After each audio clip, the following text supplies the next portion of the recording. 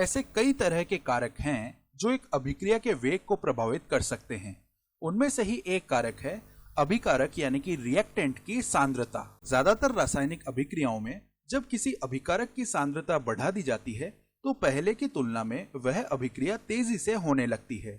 उदाहरण के लिए चलिए इस अभिक्रिया को देखते हैं, जहां पर ठोस जिंक हाइड्रोक्लोरिक अम्ल के साथ अभिक्रिया करके जिंक क्लोराइड का जलीय विलयन और हाइड्रोजन गैस बनाता है। अब मान लीजिए इस फ्लास्क के भीतर हमारे पास यहाँ पर जिंक धातु का एक टुकड़ा है, तो इसे हम कुछ इस तरह से बना लेते हैं। और यह भी मान लीजिए कि इस फ्लास्क में हमारे पास 3 मोलर हाइड्रोक्लोरिक अम्ल का विलयन है। तो इस तरह से हाइड्रोक्लोरिक अम्ल यहाँ पर 3 मोलर है। तो जैसे जैसे यह अभिक्रिया आगे बढ़ती है, यहाँ पर हाइड्रोजन गैस का निर्माण होता जाता है और हम इस अभिक्रिया के वेग का पता यह देखकर लगा सकते हैं कि इस फ्लास्क में से निकलने वाले हाइड्रोजन गैस के बुलबुलों की मात्रा कितनी है। अब चलिए इस प्रयोग को हम दोहरा लेते हैं और अब की बार हम यह मानते हैं कि हमारे पास 3 मोलर हाइड्रोक्लोरिक अम्ल की बजाय 6 मोलर हाइड्रोक्लोरिक अम्ल है। तो अब की बार हमने हाइड्रोक्लोरिक अम्ल के विलयन की सांद्रता बढ़ा ली है। अब जब हम इस 6 मोलर हाइड्रोक्लोरिक अम्ल वाले विलयन में एक ठोस जिंक का टुकड़ा रखेंगे तो हम यह देख पाएंगे कि अब पहले की तुलना में इस फ्लास्क में से हाइड्रोजन गैस के बुलबुले अधिक मात्रा में बाहर निकल रहे हैं। तो जब हमने यहाँ पर इनमें से एक अभिकारक की सांद्रता बढ़ाई, यानी हाइड्रोक्लोरिक अम्ल की सांद्रता बढ़ाई, तो इस अभिक्रिया का वेग भी बढ़ गया है। जैसे जैसे यहाँ पर इस हाइड्रोक्लोरिक अम्ल की सांद्रता बढ़ती जाती है तो इस ठोस जिंक के टुकड़े के साथ टक्कर करने के लिए इस अम्ल के और कण आते जाते हैं और इसी के परिणाम स्वरूप यहाँ पर टक्करों की संख्या बढ़ जाती है और इस अभिक्रिया का वेग भी बढ़ जाता है। अब चलिए इसी अभिक्रिया का उपयोग करते हुए हम यहाँ पर एक और ऐसे कारक के बारे में बात करते हैं जो अभिक्रिया के वेग को प्रभावित करता है, और यह कारक है पृष्ठीय क्षेत्रफल यानी कि सरफेस एरिया। हमने पहले ही यह देख लिया है कि जब ठोस जिंक का टुकड़ा हाइड्रोक्लोरिक अम्ल के साथ अभिक्रिया करता है तब क्या होता है। तो अगर यहाँ पर 3 मोलर हाइड्रोक्लोरिक अम्ल है तो इस ठोस जिंक के टुकड़े में से बुलबुले आने लगते हैं, जो कि इस बात को दर्शा रहे हैं कि यहाँ पर हाइड्रोजन गैस का निर्माण हो रहा है।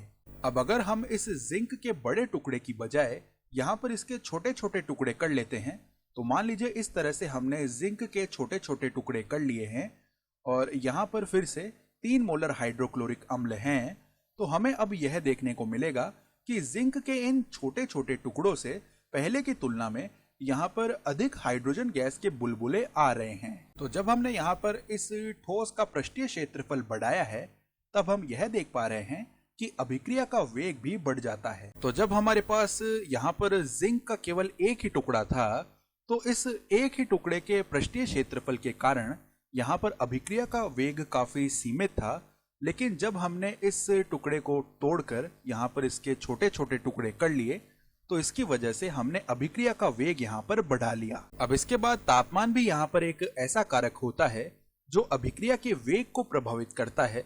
इसे समझने के लिए मान लीजिए कि बाईं ओर हमारे पास यह एक फ्लास्क है जिसमें एक चमकने वाली छड़ी यानी कि ग्लोइंग स्टिक है और इसमें ठंडा पानी भी भरा हुआ है। अब मान लीजिए यहाँ पर इस स्थिति में यह चमकने वाली छड़ी पहले से ही चमक रही है, तो इस तरह से हमने इसे दर्शा दिया है। और इस चमकने वाली छड़ी में जो चमक है वह रासायनिक अभिक्रिया से आती है। अब जब हम इस बाईं ओर वाले फ्लास्क को गर्म करेंगे यानी कि इसका तापमान बढ़ाएंगे तो हम यह देख पाएंगे कि इस चमकने वाली छड़ी की जो चमक है वह और ज्यादा हो जाएगी। तो चलिए इसे हम कुछ इस तरह से दर्शा देते हैं, यानी इसकी चमक अब और भी बढ़ गई है। तो हम कह सकते हैं कि यहाँ पर तापमान बढ़ाने से हमने इस अभिक्रिया का वेग भी बढ़ा दिया है। व्यापक रूप में यहाँ पर तापमान बढ़ जाने से अभिक्रिया का वेग बढ़ने का कारण यह है कि तापमान बढ़ जाने से कण और तेजी से गति करने लगते हैं और वे एक दूसरे से बार बार और अधिक बलों से टकराते हैं, जिसके कारण यहाँ पर अभिक्रिया का वेग बढ़ जाता है। अब यहाँ पर उत्प्रेरक यानी कि कैटलिस्ट एक और ऐसा कारक है जो अभिक्रिया के वेग को प्रभावित कर सकता है। इसे समझने के लिए आइए इस हाइड्रोजन पेरोक्साइड के अपघटन की संतुलित अभिक्रिया को देखते हैं, जिससे हमें यहाँ पर जल और ऑक्सीजन मिलते हैं। और अब यह मान लेते हैं कि इस बाईं ओर वाले फ्लास्क में हमारे पास हाइड्रोजन पेरोक्साइड का विलयन है। वैसे तो हाइड्रोजन पेरोक्साइड कमरे के तापमान पर ही अपघटित हो जाता है, लेकिन यह अभिक्रिया इतनी धीमी होती है कि हम इसे होता हुआ देख भी नहीं पाते हैं। तो हम इस अभिक्रिया को तेज करने के लिए यहाँ पर एक उत्प्रेरक यानी कि कैटलिस्ट का प्रयोग कर सकते हैं। मान लीजिए हमारे पास इस बीकर में पोटेशियम आयोडाइड का जलीय विलयन है और हम इस पोटेशियम आयोडाइड के विलयन को यहाँ पर इस हाइड्रोजन पेरोक्साइड वाले फ्लास्क में उंडेल देते हैं कुछ इस प्रकार से। उत्प्रेरक के रूप में आयोडाइड आयन मिलाने से यहाँ पर हाइड्रोजन पेरोक्साइड का अपघटन बड़ी तेजी से हो जाता है और इसके परिणाम स्वरूप हमें इस फ्लास्क में से इस प्रकार से गैसों का एक बहुत बड़ा जमाव देखने को मिलता है। तो ध्यान दीजिए यहाँ पर उत्प्रेरक का प्रयोग करने से क्या होता है, जो कि इस स्थिति में आयोडाइड ऋणायन है।